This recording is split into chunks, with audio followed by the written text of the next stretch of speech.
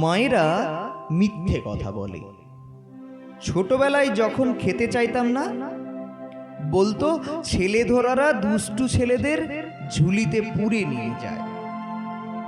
তারপর সবার খাওয়া শেষে মার জন্য পড়ে থাকা শেষ মিষ্টিটার দিকে যখন তাকাতাম, মা আমাকে ওটা দিয়ে বলতো মায়ের জন্য নাকি তোলা আছে আলাদা করে। মায়েরা মিথ্যে কথা বলে। মনে আছে একবার পুজোর সময় জুতো কিনতে গিয়ে মধ্যবিত্তের বরাদ্দ বাজেটের চেয়ে দামি একটা পছন্দ হয়েছিল। মুখে বলিনি, মা কিন্তু ঠিক বুঝেছিল। বাবার হাতে পছন্দের জুতোটা দিয়ে বলেছিল মায়ের নাকি নিজের জন্য কিচ্ছু পছন্দ হয়নি।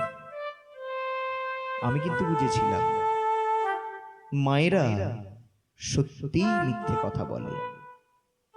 কাকতালীয় ভাবে আমার পরীক্ষার আগে মায়েরও নাকি ঘুম আসতো না, কিন্তু দেরি করে ওঠার লাক্সারি তো নেই, তাই চোখের নিচের কালিকে মা বয়সের ছাপ বলতো।